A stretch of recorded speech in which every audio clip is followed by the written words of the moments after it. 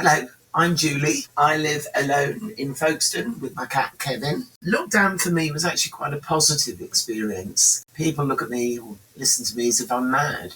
I didn't find it distressing in the least.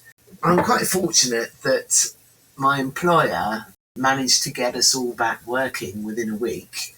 Beautiful weather, as I recall. So I was a bit gutted, really, that they managed to get their act together so quickly. So really, my daily pattern didn't change much at all. I was working. Having said that, having spare time that I spent at home meant that my garden looked amazing. I noticed that because it was very quiet, the bird song of all things, I'm not one of these feely, touchy people, but the bird song was so loud and I hadn't really noticed it before.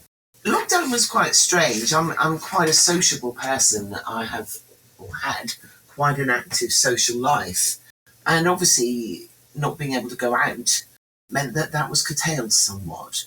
And I found, even though it was, a couple of years ago, I haven't really got back into a social life of any sorts at all. I do see my friends from time to time, but nowhere near as much. The mental health thing, I really don't understand it. I think, from my personal experience, I know people suffered, so don't think me blasé, but I think a lot of it was talked up by the media. I heard a radio programme and all the time it was, how does this affect your mental health? Are you depressed? Talk to someone. There's helplines. There's this, there's that.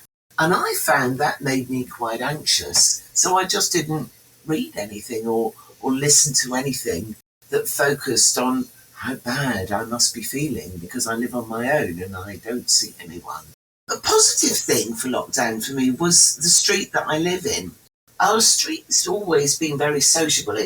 We had annual street parties and garage sales and know the neighbours. I wouldn't say I was on intimate, friendly terms with my neighbours. Yeah, one either side, but the other end of the street not so much so. I know their faces, but never really talked to them. But lockdown, when we had the old Thursday night clapping for carers and nurses, that was quite spectacular, really, because everybody was out on the street, banging saucepans, clapping, whatever.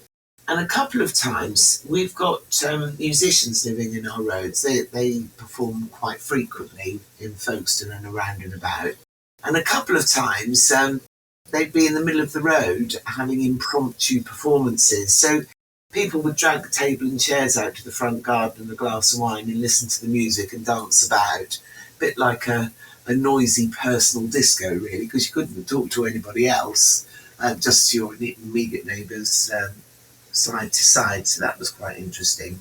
I lost a relative through COVID. The funeral was quite sad because there was nobody there.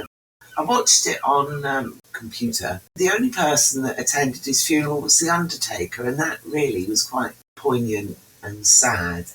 Day-to-day lockdown, as I said, I'm quite self-sufficient. So I was working, don't forget, 9 to 5 or 10 till 6 or whatever my shift happened to be. So that was normality for me.